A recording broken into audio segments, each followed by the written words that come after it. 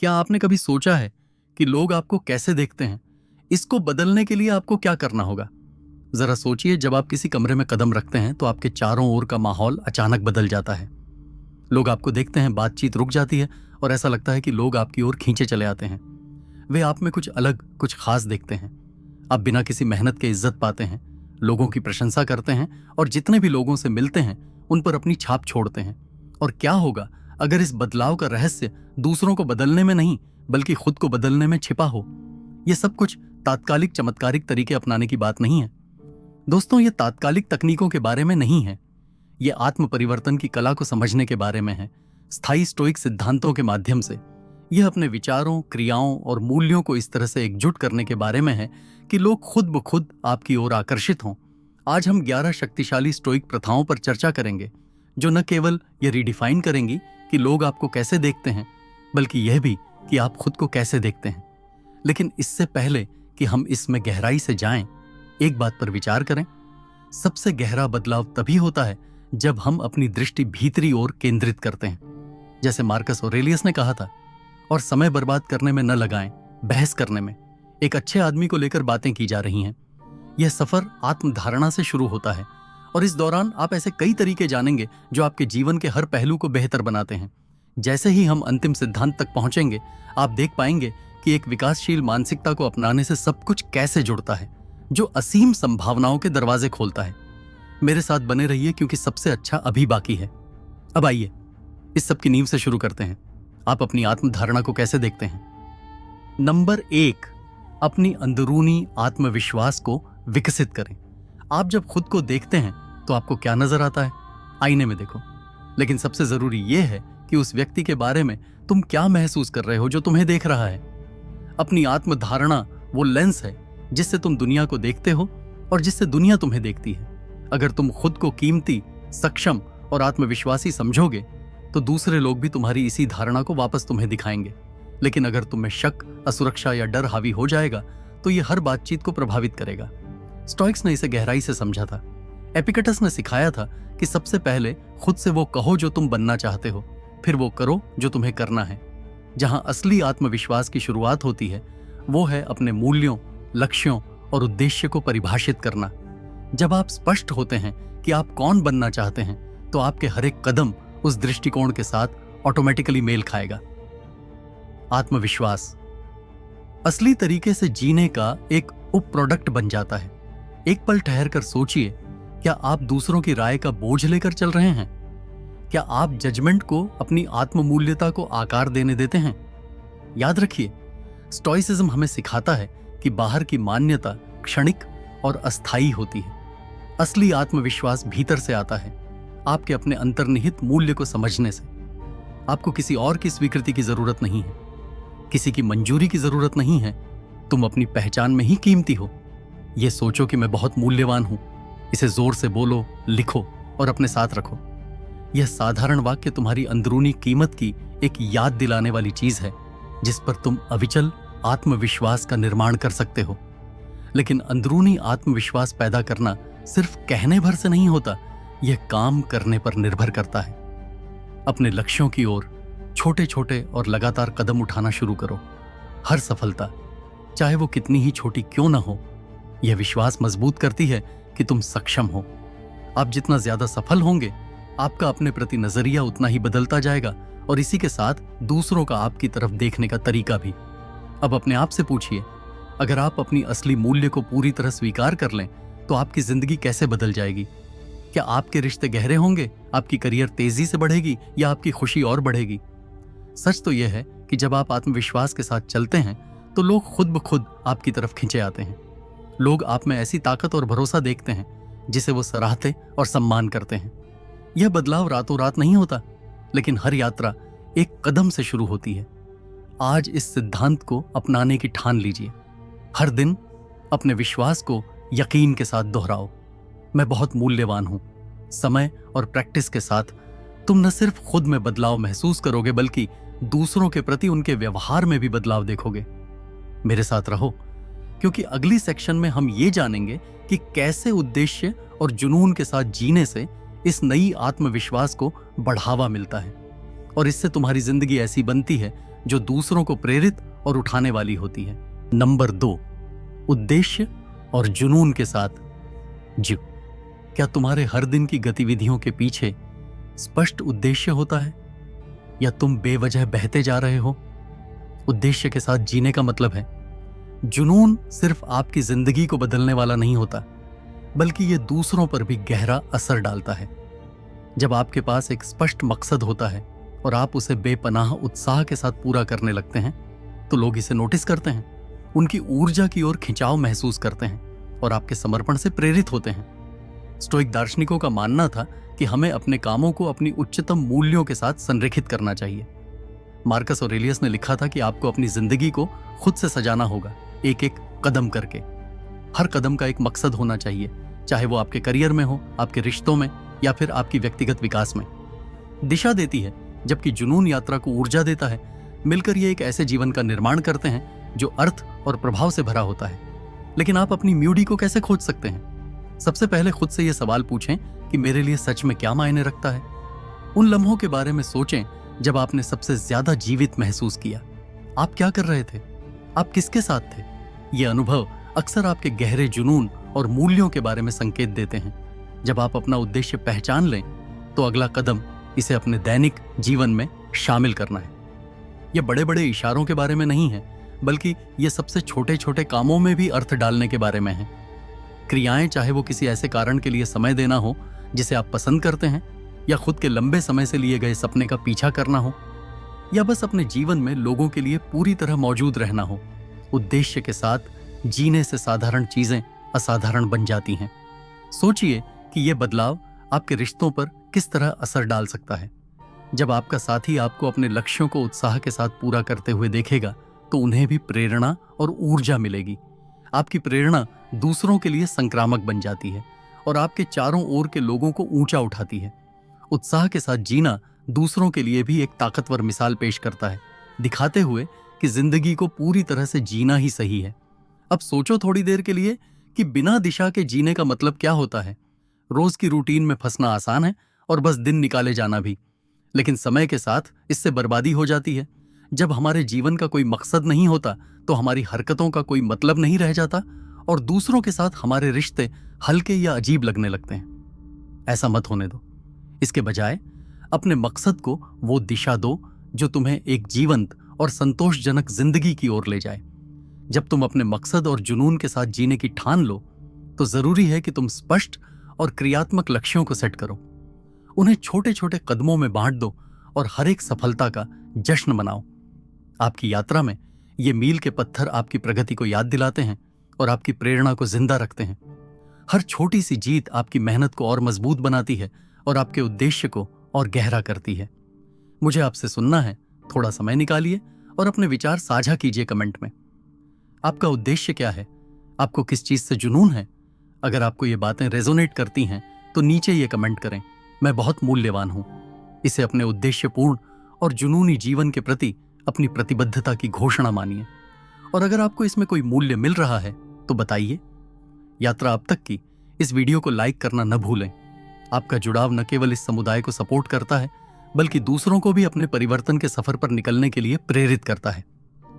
अगले हिस्से में हम ये जानेंगे कि दबाव में शांत कैसे रहना है, जो आपकी मौजूदगी को ऊंचा उठाएगा और किसी भी स्थिति में सम्मान दिलाएगा। मेरे साथ बने रहें, क्योंकि यहीं से असली ताकत चमकने लगती है। नंबर 3, दबाव में शांत रहना। जब जिंदगी अनपेक्षित चुनौतियां आपके सामने लाती हैं, तो आप कैसे प्रतिक्रिया देते हैं? क्या आप संयम बनाए रखते हैं या तनाव के आगे झुक जाते हैं? चिंता जब आपको हजम कर लेती है, तो दबाव में शांति बनाए रखना एक मजबूत इंसान की पहचान होती है। जब आप मुश्किल हालात में भी स्थिर रहते हैं, तो लोग आपके प्रति विश्वास, भरोसा और नेतृत्व की भावना महसूस करते हैं। लोग ऐसे लोगों की ओर स्वाभाविक रूप से खींचते हैं जो संकट को आसानी से संभाल सकते हैं। स्टोइक विचारक हमें याद दिलाते हैं कि हम बाहरी घटनाओं को नहीं बदल सकते, लेकिन हम अपनी प्रतिक्रियाओं को हमेशा संभाल सकते हैं। मार्कस ऑरेलियस ने लिखा था, आपके पास अपने मन पर नियंत्रण है, बाहरी घटनाओं पर नहीं। इसे समझो और तुम ताकत पाएंगे। यह साधारण लेकिन गहरी सच्चाई यह है कि मुश्किल हालात में भी शांति बनाए रखने का राज इसी में है। जरा सोचो, जब तुमने आखिरी बार किसी तनावपूर्ण हालात का सामना किया था, शायद वो काम पर किसी संघर्ष की स्थिति थी, या किसी करीबी से तकरार, या फिर कोई अचानक आई मुसीबत। ऐसा हालात में तुम्हारा रिएक्शन कैसा था? क्या तुमने उस पल की परेशानी को अपने ऊपर हावी होने दिया, या फिर तुमने एक कदम पीछे हटकर सांस ली और स्थिति का सामना करने के लिए साफ दिमाग से सोचा? ऐसे पल को भांपने का तरीका न सिर्फ नतीजे को तय करता है, बल्कि यह भी बताता है कि दूसरे तुमको कैसे देखते हैं। तनाव के बीच शांति बनाए रखना यही शुरू होता है। जब तनाव बढ़े तो थोड़ी देर रुको और उन भावनाओं को पहचानो जो सामने आ रही हैं। बिना किसी जजमेंट के उन्हें स्वीकार करो। फिर अपनी सांस के जरिए खुद को सेंटर करो। गहरी और नियंत्रित सांसें तुम्हारे शरीर को यह संदेश देती हैं कि आराम करना सुरक्षित है, भले ही बाहरी दुनिया कितनी भी अराजक क्यों न लगे। सांस के अलावा तैयारी भी बहुत जरूरी है। चुनौतियों का अनुमान लगाओ और सोचो कि तुम कैसे प्रतिक्रिया दोगे। स्टोइसिज्म हमें प्रीमेडिटेशियो मलोरुम, या बुरी चीजों की पूर्व सोच का अभ्यास सिखाता है, जहां हम संभावित कठिनाइयों की कल्पना करते हैं और मानसिक रूप से तैयार रहते हैं। अपने शांत प्रतिक्रियाओं का अभ्यास करें। यह अभ्यास हमें मजबूती और तत्परता विकसित करने में मदद करता है, जिससे जब चुनौतियां आती हैं तो संयम बनाए रखना आसान हो जाता है। दबाव में शांत रहना भी एक दृष्टिकोण में बदलाव की मांग करता है। खुद से पूछें, मेरे नियंत्रण में क्या है? इस पर ध्यान दें कि कौन सी चीजें हैं जिन्हें आप प्रभावित कर सकते हैं, और बाकी चीजों को छोड़ दें। अपने ध्यान को ऐसे कदमों पर संकेंद्रित करके आप उन चीजों पर समय और ऊर्जा बर्बाद करने से बचते हैं जो आपके हाथ में नहीं है। यह अनुशासित सोच आपको तनावपूर्ण स्थितियों में भी उद्देश्य और कुशलता के साथ कार्य करने की अनुमति देती है। सोचिए, ये गुण कैसे आपके लिए फायदेमंद साबित हो सकते हैं। यह आपके रिश्तों को और मजबूत बना सकता है। सोचिए, जब आप अपने पार्टनर के साथ किसी बहस में हैं तो अचानक गुस्से में आ जाने के बजाय आप शांत रहते हैं, ध्यान से सुनते हैं और सोच समझकर जवाब देते हैं। यह तरीका न सिर्फ तनाव को कम करता है, बल्कि यह आपके भावनात्मक परिपक्वता और सम्मान को भी दिखाता है। समय के साथ आपका पार्टनर आपको एक मजबूत और स्थिर व्यक्ति के रूप में देखेगा, जिससे उनका आप पर भरोसा और एडमिरेशन और गहरा होगा। पेशेवर माहौल में दबाव में शांत रहना आपको एक नेता के रूप में स्थापित करता है। जब दूसरे आपको चुनौतियों का सामना करते हुए सहजता से देखते हैं तो वे आपकी ओर आकर्षित होते हैं। आपकी मदद के लिए लोग ज्यादा आपके पास आएंगे, क्योंकि आपकी शांति उनमें आत्मविश्वास जागृत करती है और उन्हें सुरक्षा का एहसास कराती है। लेकिन हमेशा शांत रहना मतलब अपनी भावनाओं को दबाना नहीं है, बल्कि उन्हें समझ लेना है। अपनी भावनाओं को अपनाओ, लेकिन उन्हें अपनी हरकतों पर हावी मत होने दो। जैसे सैनिका ने कहा था, कभी कभी बस जीना भी साहस का काम है। जब दबाव की स्थिति होती है तो आपकी शांति एक तरह की चुप्पी में साहस का काम कर जाती है, जो आपके आसपास के लोगों के लिए ताकत का प्रतीक बन जाती है। अगले भाग में हम इस नींव पर और विस्तार करेंगे। सम्मान की परिवर्तनकारी शक्ति।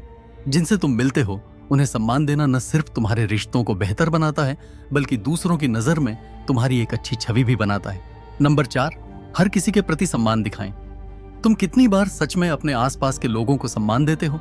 सम्मान केवल शिष्टाचार या सामाजिक औपचारिकताओं का नाम नहीं है, बल्कि हर इंसान में अंतर्निहित गरिमा को पहचानने का एक तरीका है। जब तुम लगातार दूसरों के साथ सम्मान के साथ पेश आते हो, स्थिति या उनके व्यवहार से, तुम न केवल खुद को एलिवेट करते हो, केवल आपका चरित्र ही नहीं, बल्कि लोग आपको किस तरह देखते हैं यह भी जरूरी है। स्टोइक्स मानते थे कि सार्वभौमिक सम्मान का सिद्धांत बहुत महत्वपूर्ण है। सैनिक हमें याद दिलाते हैं कि जहां भी एक इंसान है, वहां दया दिखाने का एक मौका होता है। हर बातचीत एक मौका है सम्मान प्रकट करने का, और इसके जरिए विश्वास और मायने रखने वाले रिश्ते बनाने का। अपने आप से पूछना शुरू करें, क्या मैं बोलने से ज्यादा सुनता हूं? इस दुनिया में जहां हर कोई सुने जाने की ईगर है, सक्रिय सुनना सम्मान का एक दुर्लभ और शक्तिशाली रूप है। जब आप किसी को अपनी पूरी ध्यान देते हैं तो आप उनकी अहमियत बताते हैं। उनके विचारों और भावनाओं को ध्यान में रखते हुए यह सरल कदम रिश्तों को मजबूत कर सकता है और अच्छे संबंधों को बढ़ावा दे सकता है, खासकर उन लोगों के साथ जो आपके सबसे करीब हैं। अपने पार्टनर, दोस्तों या सहकर्मियों के बारे में सोचिए।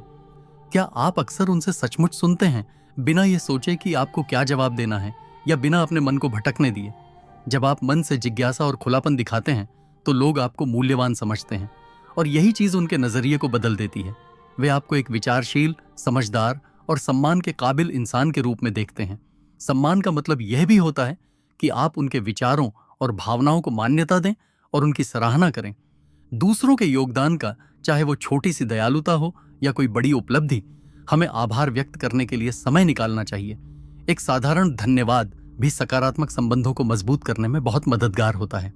सोचिए, जब आप अपने साथी के प्रयासों की सराहना करते हैं, चाहे वो आपके लिए कॉफी बनाने की बात हो या आपकी चिंताओं को सुनने की, तो उन्हें कैसा महसूस होता है?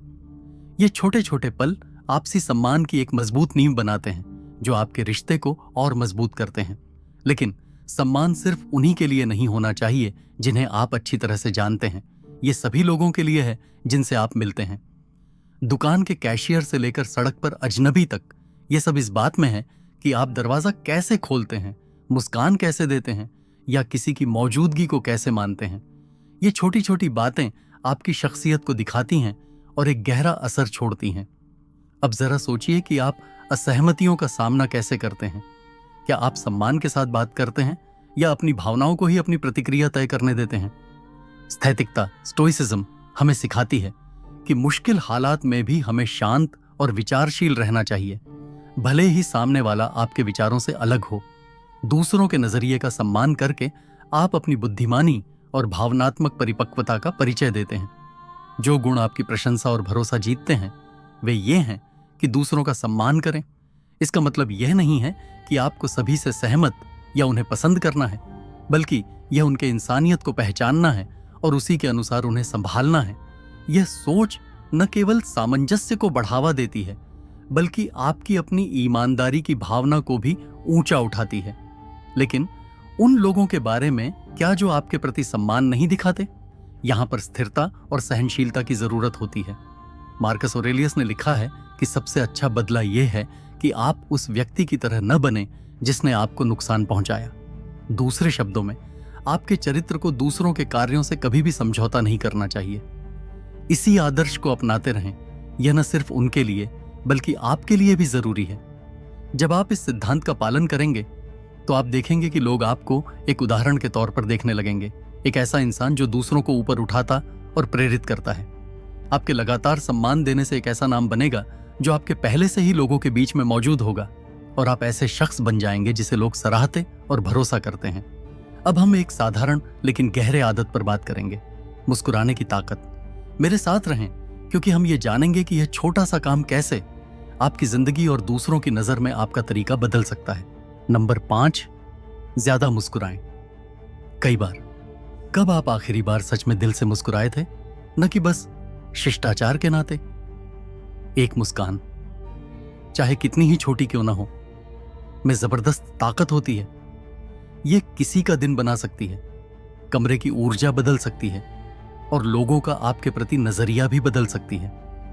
स्टोइक परंपरा में हम अक्सर संयम और संतुलन की बात करते हैं, लेकिन खुशी और गर्मजोशी भी एक सुनहरी जिंदगी के लिए उतने ही जरूरी हैं। फिलोसोफर हान ने एक बार कहा था, कभी कभी आपकी खुशी ही आपकी मुस्कान का स्रोत होती है, लेकिन कभी कभी आपकी मुस्कान ही आपकी खुशी का स्रोत बन सकती है। यह विचार बहुत गहरा है। खूबसूरत तरीके से मुश्किल समय में भी धैर्य के साथ मुस्कुराने का फैसला करना आपकी आंतरिक स्थिति को बदल सकता है और आपके इर्द गिर्द के लोगों पर असर डाल सकता है। ये कठिनाई को नकारने के बारे में नहीं है, बल्कि इस बात को दिखाने के बारे में है कि आप बाहरी हालातों को अपनी आंतरिक शांति को प्रभावित करने नहीं देंगे। सोचिए, जब आप किसी कमरे में घुसते हैं और हर किसी को सच्ची मुस्कान देते हैं तो क्या होता है? माहौल नरम हो जाता है, दीवारें टूटने लगती हैं और लोग ज्यादा सहज महसूस करते हैं। मुस्कुराना खुलेपन, पहुंच को दर्शाता है और आत्मविश्वास भी, वो भी बिना एक शब्द कहे।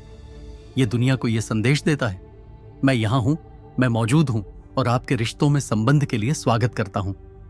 एक मुस्कान एक ताकतवर पुल हो सकती है। सोचिए, एक लंबे दिन के बाद घर लौटते हैं और दिन की थकान को छोड़कर आप अपने साथी का मुस्कुराकर स्वागत करते हैं। यह साधारण सी बात दिखाती है कि आप उन्हें देखकर खुश हैं, जिससे शाम का माहौल सकारात्मक बन जाता है। समय के साथ ये छोटे छोटे इशारे एक तरंग प्रभाव पैदा करते हैं जो गर्माहट और संबंध को बढ़ाते हैं। लेकिन क्या होगा अगर आपको मुस्कुराने का मन ना हो? स्थैतिकता हमें यह सिखाती है कि हमारे कार्य हमारी भावनाओं को आकार दे सकते हैं। जब आप मुस्कुराने का फैसला करते हैं, भले ही यह स्वाभाविक न हो, तो आप अपना नजरिया बदल सकते हैं और अपना मूड हल्का कर सकते हैं। इसका मतलब यह नहीं है कि आप खुश रहने की कोशिश कर रहे हैं, बल्कि यह जानबूझकर एक्शन लेने की ताकत को अपनाना है। व्यक्तिगत रिश्तों से परे मुस्कान का असर यह भी होता है कि अजनबियों और जान पहचान वालों आपको किस नजरिए से देखते हैं। प्रोफेशनल सेटिंग में एक सच्ची मुस्कान आपको ज्यादा मिलनसार और सहयोगी बनाती है। लोग सकारात्मकता की ओर खींचते हैं और मुस्कान अक्सर विश्वास और तालमेल बनाने का पहला कदम होती है। इसके अलावा मुस्कुराने के कई शारीरिक फायदे भी होते हैं। बिल्कुल, यहां आपकी दी गई टेक्स्ट को ठेठ हिंदी में ट्रांसलेट किया गया है। हंसने के फायदे बताते हैं कि जब भी आप खुश नहीं होते फिर भी मुस्कुराने से एंडोर्फिन रिलीज होते हैं, तनाव कम होता है और आपकी सेहत में सुधार होता है। यह अंदरूनी बदलाव बाहर की तरफ भी असर डालता है, जिससे लोग आपको अलग नजर से देखने लगते हैं। सोचिए, दिन में आप कितनी बार मुस्कुराते हैं? क्या आप कोशिश कर सकते हैं कि रोजमर्रा के पलों में भी ज्यादा मुस्कुराएं? इसका असर गहरा हो सकता है।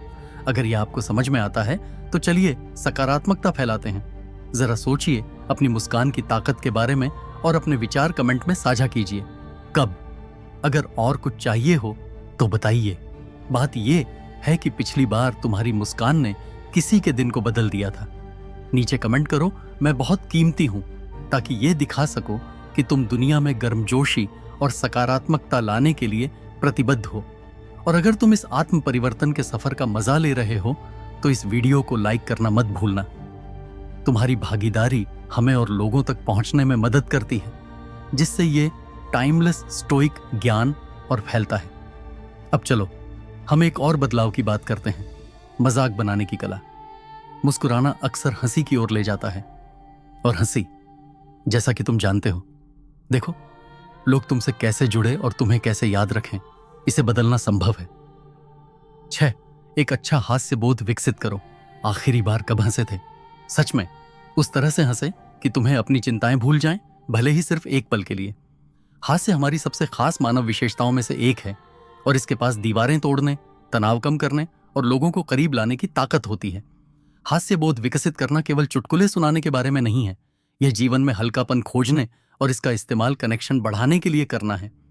चिंतनशील लोग, जिन्हें सामान्यतः सख्त माना जाता है, असल में इस मूल्य को समझते थे। परिप्रेक्ष्य ये समझते हैं कि जिंदगी में कई चुनौतियां और अजीब बातें होती हैं और कभी-कभी उनका सामना करने का सबसे अच्छा तरीका है हास्य के साथ।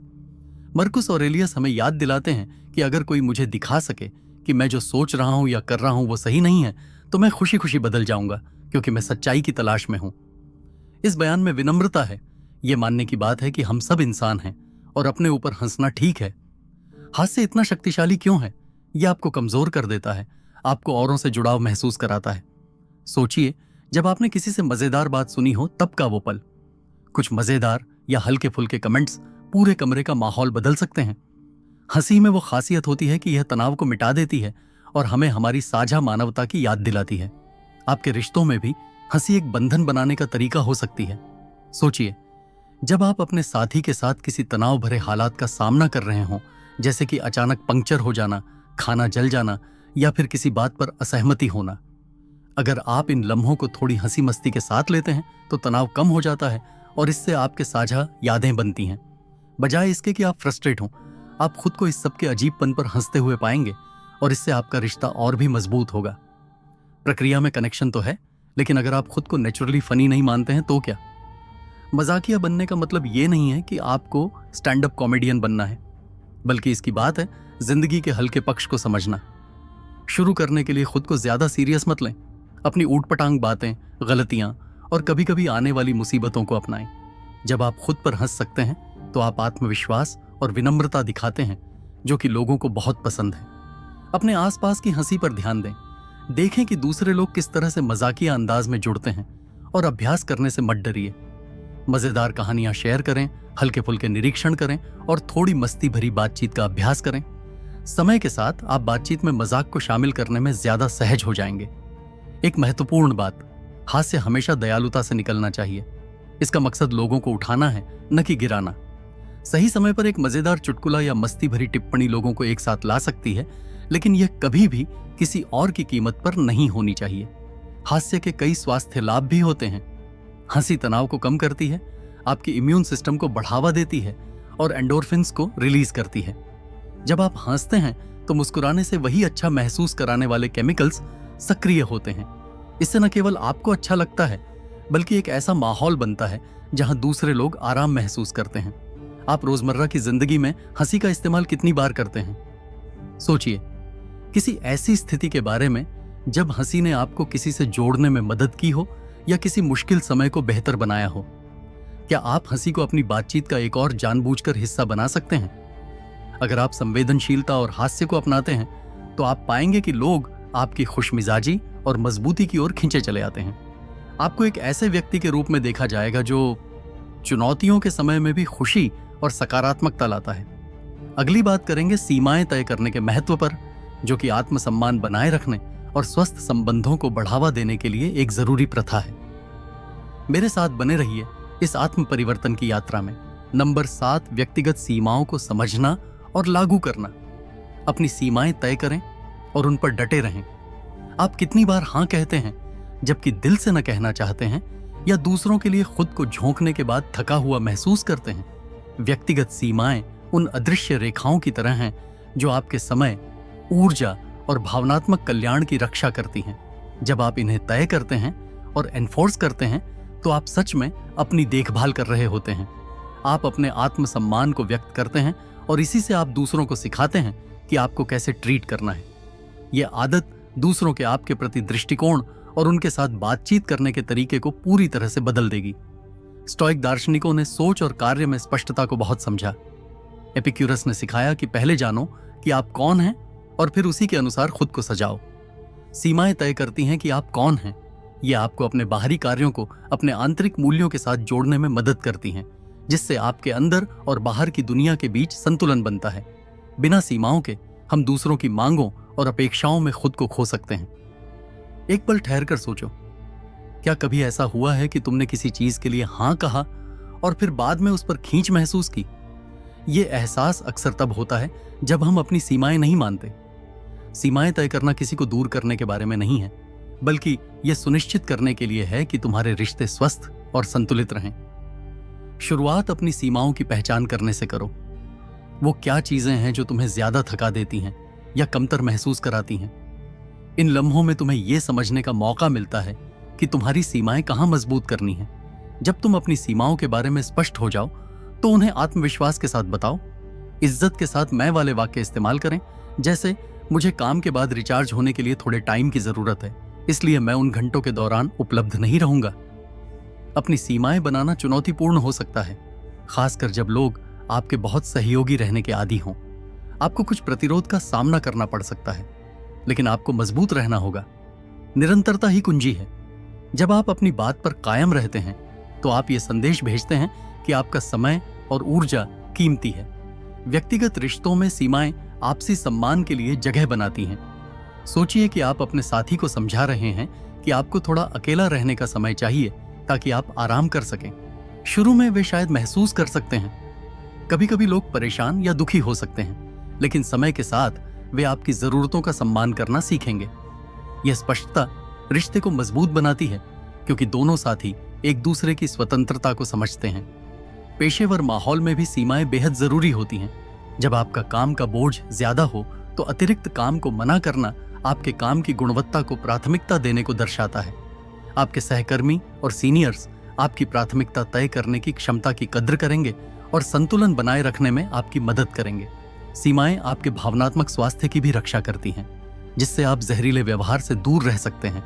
और माहौल में मार्कस ऑरेलियस ने लिखा है कि जो शांति तब मिलती है जब आप यह परवाह करना बंद कर देते हैं कि लोग क्या कहते हैं, सोचते हैं या करते हैं। केवल वही करें जो आप करना चाहते हैं। सीमाएं तय करके आप अपनी खुद की क्रियाएं और मूल्यों पर ध्यान केंद्रित करते हैं, बजाय इसके कि बाहरी दबावों से प्रभावित हों।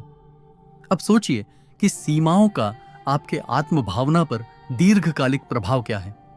हर बार जब आप अपनी सीमाओं का सम्मान करते हैं तो आप अपनी आत्म मूल्य को मजबूत करते हैं। आप खुद को ऐसे व्यक्ति के रूप में देखने लगते हैं जो सम्मान पाने के लायक है, और यह विश्वास स्वाभाविक रूप से बाहर की ओर फैलता है। दूसरे आपको आत्मविश्वासी और आत्मनिश्चित के रूप में देखेंगे और सोचें कि आपकी सीमाएं क्या हैं, क्या वे स्पष्ट और स्थिर हैं या उन्हें मजबूत करने की जरूरत है। अपने अनुभवों को कमेंट में शेयर करें कि सीमाओं ने आपकी रिश्तों या व्यक्तिगत भलाई में कैसे सुधार किया। अगर यह आपको पसंद आया है तो वीडियो को लाइक करें और नीचे कमेंट करें। आपके विचार किसी और को आत्मसम्मान के इस महत्वपूर्ण कदम की तरफ प्रेरित कर सकते हैं। नंबर 8, अपने स्वास्थ्य और फिटनेस को प्राथमिकता देना। चलिए जानते हैं कि अपने शरीर और मन का ध्यान रखना कैसे फायदेमंद हो सकता है। दूसरों की नजरों में अपने आप को कैसे पेश करना है, इसे फिर से आकार दें। स्वास्थ्य और फिटनेस को प्राथमिकता दें। आपकी शारीरिक सेहत आपके आत्म मूल्य के बारे में क्या कहती है? अपने स्वास्थ्य और फिटनेस को प्राथमिकता देना सिर्फ दिखावे की बात नहीं है, यह आत्मसम्मान की एक गहरी घोषणा है। जब आप अपने शरीर का ख्याल रखते हैं तो आप जीवंतता, आत्मविश्वास और अनुशासन जैसी गुणों को प्रदर्शित करते हैं, जो स्वाभाविक रूप से दूसरों की प्रशंसा और सम्मान को आकर्षित करती हैं। स्टोइक्स मानते थे कि शरीर को मानसिकता के लिए एक माध्यम के रूप में पोषित करना चाहिए।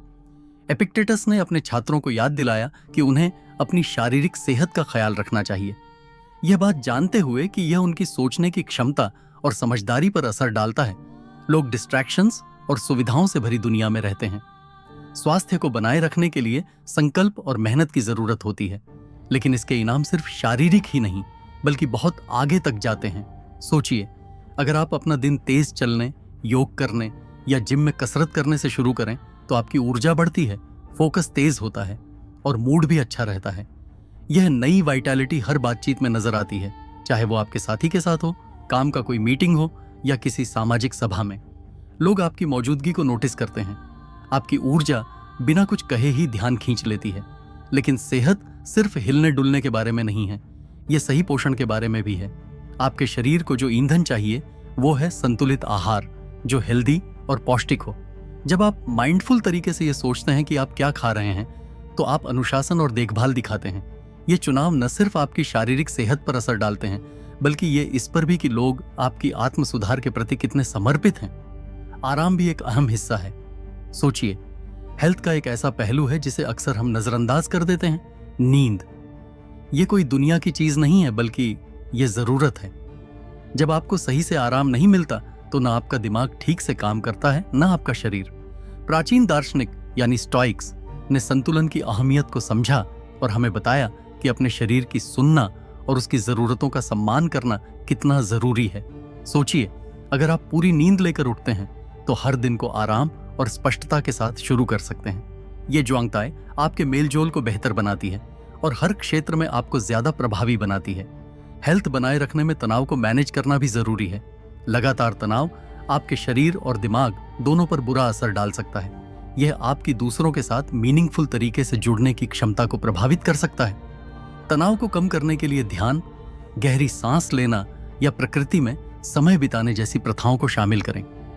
ये गतिविधियां न केवल आपके भीतर की शांति को वापस लाती हैं, बल्कि दूसरों को भी यह संकेत देती हैं कि आप संतुलन और कल्याण को प्राथमिकता देते हैं।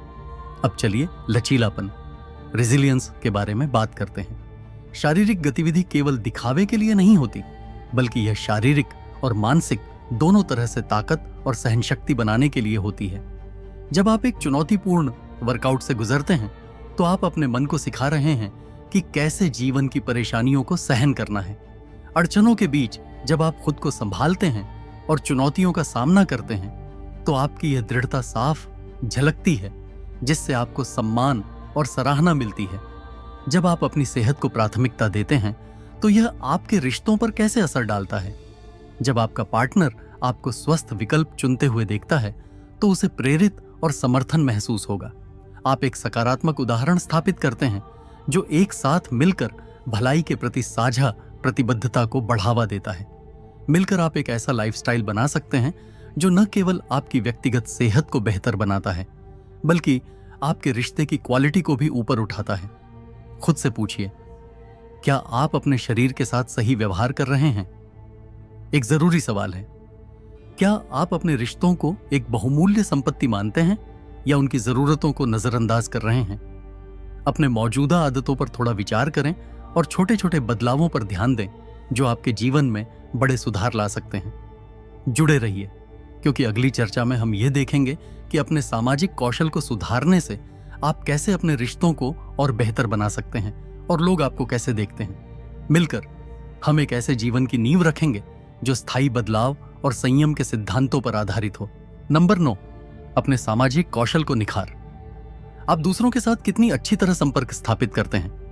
क्या आपकी बातें स्वाभाविक रूप से बहती हैं या कभी कभी आपको मुश्किल होती है? एक जबरदस्त रिश्ते बनाने के लिए सामाजिक कौशल बहुत जरूरी हैं। ये कौशल आपकी छवि पर बहुत असर डालते हैं। जब आप इन्हें सुधारते हैं तो दूसरे लोग आपकी मौजूदगी को अधिक बेहतर तरीके से महसूस करते हैं और उन्हें लगता है कि वे सुने जा रहे हैं, समझे जा रहे हैं और उनकी कद्र की जा रही है। स्टोइक्स ने बातचीत की अहमियत को समझा। उन्होंने सोचा समझा संवाद और सक्रिय सुनवाई पर जोर दिया, यह मानते हुए कि हमारी बातें और कार्य सामाजिक माहौल में हमारे चरित्र को दर्शाते हैं। जैसा कि एपिक्टेटस ने बड़े ही समझदारी से कहा, हमारे पास 2 कान और एक मुंह है ताकि हम बोलने से 2 गुना ज्यादा सुन सकें।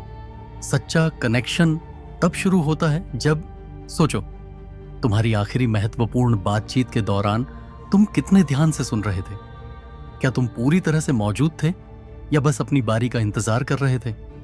एक्टिव लिसनिंग मतलब सिर्फ शब्द सुनना नहीं है, बल्कि सामने वाले इंसान के साथ जुड़ना है। इसमें आंखों में आंखें डालना, सहमति में सिर हिलाना और सोच समझकर जवाब देना शामिल है। ये छोटी छोटी बातें दिखाती हैं कि तुम सच में दूसरे इंसान की बातों की कदर करते हो, जिससे विश्वास बढ़ता है और रिश्ते गहरे होते हैं। सुनने के अलावा अपने बोलने की आवाज और स्पष्टता पर भी ध्यान दो। जो बातें आप कहते हैं वे आपकी मंशा के साथ मेल खाती हैं। असरदार बातचीत सिर्फ अपनी बात पहुंचाने के बारे में नहीं है, बल्कि यह इस बारे में है कि आप यह कैसे करते हैं ताकि सामने वाले के भावनाओं का भी ध्यान रखा जाए। आत्मविश्वास और सहानुभूति के साथ बात करने की प्रैक्टिस करें और अपनी शैली को संदर्भ और दर्शकों के हिसाब से ढालें। आपकी बॉडी लैंग्वेज भी सामाजिक इंटरेक्शन में बहुत बड़ा रोल निभाती है। आप खुद को कैसे पेश करते हैं, यह लोगों के आपके प्रति नजरिए को प्रभावित कर सकता है। इससे पहले कि आप कुछ बोलें, खुला और आरामदायक पोस्चर, आंखों से संपर्क बनाए रखना और एक गर्म मुस्कान देने से बड़ा फर्क पड़ सकता है। आपको ऐसा दिखाना चाहिए कि आप मिलनसार और विश्वसनीय हैं, जबकि दूसरी तरफ बंद या व्याकुल शरीर की भाषा अनजाने में बेपरवाही का संकेत दे सकती है। सहानुभूति मजबूत सामाजिक कौशल का एक और महत्वपूर्ण पहलू है। जब आप किसी और की स्थिति में खुद को रखते हैं तो आप उनकी सोच और भावना को समझने के लिए बेहतर तरीके से तैयार होते हैं।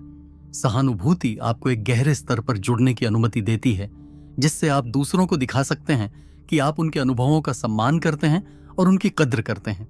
रिश्तों में इसका मतलब हो सकता है कि आप एक सतही बातचीत और एक सार्थक बातचीत के बीच का अंतर समझते हैं। बॉन्ड, सोचो कि अपनी सोशल स्किल्स को बेहतर बनाने से तुम्हारी पर्सनल और प्रोफेशनल लाइफ पर क्या असर हो सकता है। जरा उस मजेदार बातचीत की तस्वीर बनाओ जहां तुम्हारा साथी, दोस्त, सहकर्मी या कोई अजनबी तुमसे बातें करके खुश और समझा हुआ महसूस करे। तुम्हारी कनेक्ट करने की क्षमता तुम्हें यादगार बना देगी। खुद से पूछो, मैं अपनी सोशल इंटरेक्शन को कैसे सुधार सकता हूं? क्या मुझे ज्यादा ध्यान से सुनने की जरूरत है? अपनी बोली में कुछ बदलाव लाना चाहिए या अपनी बॉडी लैंग्वेज पर काम करना चाहिए? ये छोटे छोटे बदलाव अगर फोकस के साथ किए जाएं तो समय के साथ एक बड़ा असर डाल सकते हैं। इस पर विचार करो। आपकी यात्रा अब तक कैसी रही है? कमेंट में अपनी राय शेयर करें कि आपको सामाजिक इंटरेक्शन का कौन सा पहलू सबसे चुनौतीपूर्ण लगता है और आप इसे बेहतर करने के लिए क्या कर रहे हैं। याद रखें, अपने सामाजिक कौशल को सुधारना एक चलने वाली प्रक्रिया है और हर कदम आपको जुड़ाव की कला में निपुणता के करीब लाता है। अगले सेक्शन में हम ये देखेंगे कि अपने जीवन से नकारात्मकता को खत्म करने से आपके मनोदशा और दूसरों की नजर में आपकी छवि कैसे बेहतर हो सकती है। मेरे साथ रहिए, हम इन परिवर्तनकारी सिद्धांतों को समझते रहेंगे। नंबर 10, अपने जीवन से नकारात्मकता को खत्म करें। क्या आपने कभी ध्यान दिया है कि नकारात्मकता, चाहे वो आपके अंदर से हो या आपके चारों ओर से, कैसे आपकी ऊर्जा को कम कर देती है और आपकी बातचीत को प्रभावित करती है? नकारात्मकता को खत्म करना सिर्फ अपने मानसिक स्वास्थ्य की रक्षा करना नहीं है, बल्कि ऐसे माहौल का निर्माण करना भी है जहां सकारात्मकता और विकास फल फूल सकें। जब आप ये बदलाव करते हैं, लोग आपको एक रोशनी और मजबूती के स्रोत के रूप में देखने लगते हैं। स्टोइक्स को यह समझ में आया कि बाहरी परिस्थितियां अक्सर हमारे नियंत्रण से बाहर होती हैं, लेकिन हमारे प्रतिक्रिया हमारे हाथ में होती है। मार्कस ऑरेलियस ने लिखा था कि खुशी, तुम्हारी जिंदगी तुम्हारे विचारों की गुणवत्ता पर निर्भर करती है। नकारात्मकता को खत्म करने के लिए सबसे पहले तुम्हें अपने अंदर की बातचीत पर ध्यान देना होगा। तुम अपने बारे में कौन सी कहानियां बना रहे हो? क्या ये बातें डर, संदेह या कड़वाहट से भरी हुई हैं? ऐसे विचार अगर अनचेक्ड रहें तो ये तुम्हारी वास्तविकता को आकार दे सकते हैं और लोग तुम्हें कैसे देखते हैं ये भी प्रभावित कर सकते हैं। इसलिए सजगता बढ़ाने से शुरू करो। अपनी सोच में नकारात्मक पैटर्न पर ध्यान दो। जब खुद को आत्म आलोचना या निराशा में फंसते हुए पाओ तो थम जाओ और उस विचार को एक नए ढंग से सोचो। जो गलत है उस पर ध्यान देने के बजाय खुद से ये पूछो, मैं इससे क्या सीख सकता हूं? मैं इस प्रैक्टिस को कैसे बढ़ा सकता हूं? ये स्टोइक सिद्धांत के साथ मेल खाता है जो कहता है कि मुसीबत में भी अवसर ढूंढना चाहिए। लेकिन नकारात्मकता सिर्फ भीतर से ही नहीं आती, ये आपके आसपास के माहौल से भी रिस सकती है। आप किसके साथ सबसे ज्यादा समय बिताते हैं? क्या वो लोग आपको मोटिवेट करते हैं और सपोर्ट करते हैं, या फिर उनकी लगातार शिकायतें और आलोचनाएं आपको निराश करती हैं? अपने आसपास ऐसे लोगों को रखिए जो आपको प्रेरित करें, जो आपको बेहतर बनने के लिए चुनौती दें और आपकी सफलता का जश्न मनाएं।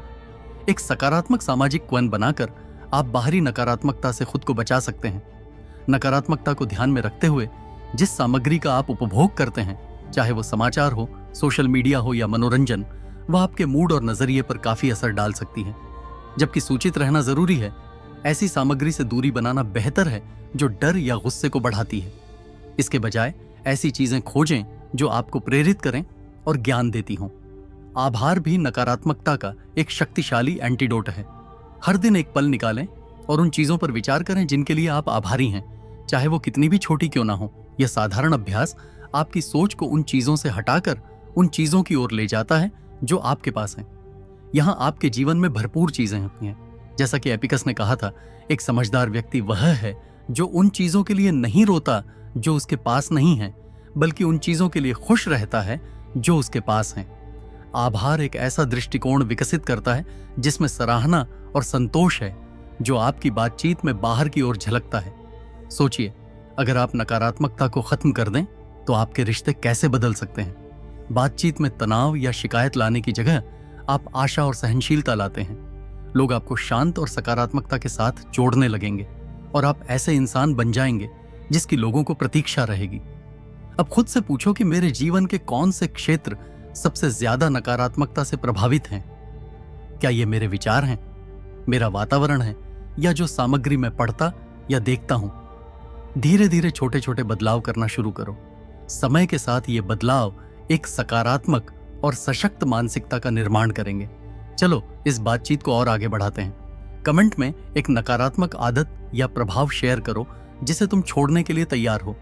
अगर ये यात्रा तुमसे जुड़ती है तो इस वीडियो को लाइक करो और दूसरों को बताओ कि ये तरीके तुम्हें नकारात्मकता को खत्म करने और सकारात्मकता बढ़ाने में कैसे मदद कर रहे हैं। नंबर 11, एक विकासात्मक मानसिकता अपनाएं। जब आप किसी चुनौती का सामना करते हैं तो आपकी प्रतिक्रिया क्या होती है? क्या आप उसे एक खतरे के रूप में देखते हैं या सीखने और बढ़ने के अवसर के रूप में? एक विकासात्मक मानसिकता अपनाना आपके पूरे क्षमता को खोलने की कुंजी है और यह आपके बारे में दूसरों की धारणा को गहराई से बदल देगा। यह मानसिकता इस विश्वास पर आधारित है कि क्षमताएं और बुद्धिमत्ता विकसित की जा सकती हैं। यह सब मेहनत और सीखने के जरिए विकसित किया जा सकता है और यह आपको जीवन को जिज्ञासा और मजबूती के साथ जीने की ताकत देता है। स्टोइक्स इस नजरिए के शुरुआती समर्थक थे, यहां तक कि इससे पहले कि आधुनिक मनोविज्ञान ग्रोथ माइंडसेट का टर्म बनाए। मार्कस ऑरेलियस ने एक बार लिखा था, एक्शन में रुकावट एक्शन को बढ़ाती है, जो आपके रास्ते में आता है वही रास्ता बन जाता है। यह दर्शन हमें सिखाता है कि बाधाएं सिर्फ रुकावटें नहीं हैं, बल्कि विकास के लिए जरूरी तत्व हैं। सफलता को नए तरीके से देखने की ताकत पर गौर करें। एक फिक्स्ड माइंडसेट में असफलता को एक व्यक्तिगत कमी के रूप में देखा जाता है। जिस चीज से बचने या छिपने की कोशिश करते हैं, वहीं एक ग्रोथ माइंडसेट में असफलता एक शिक्षक बन जाती है। हर पॉजिटिव या निगेटिव चीज हमें कुछ सिखाती है। हर आलोचना हमें सुधार करने का मौका देती है। सोचिए, अगर आप असफलता को अपने सफर का हिस्सा मान लें तो यह कितना आजाद और सुकून देने वाला महसूस होगा, बजाय इसके कि इसे अपनी कमी का संकेत समझें। इस सोच का बदलाव आपके रिश्तों पर कैसे असर डालता है? जब आप ग्रोथ माइंडसेट अपनाते हैं तो आप झगड़ों या गलतफहमियों का सामना खुलकर और सुधारने की इच्छा के साथ करते हैं, बजाय इसके कि आप किसी को दोष दें या पीछे हटें। आप हल निकालने और आपसी समझ बनाने की कोशिश करते हैं। दोस्त और सहकर्मी इस लचीलापन को पहचानेंगे और आपकी व्यक्तिगत और रिश्तों की प्रगति के प्रति आपकी मेहनत की सराहना करेंगे। मान लीजिए आप और आपके साथी के बीच कोई मतभेद है।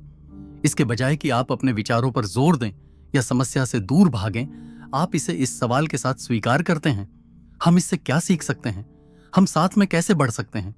इस नजरिए से संघर्ष एक विभाजन के स्रोत से गहरे संबंध के लिए अवसर में बदल जाता है। समय के साथ आपका साथी आपको ऐसे व्यक्ति के रूप में देखेगा जो न केवल मजबूती से खड़ा है बल्कि अपने साथी की भलाई में भी दिलचस्पी लेता है। रिश्तों की बात करें तो विकास की सोच केवल व्यक्तिगत इंटरैक्शन तक सीमित नहीं है, इसका प्रभाव आपकी प्रोफेशनल लाइफ पर भी पड़ता है।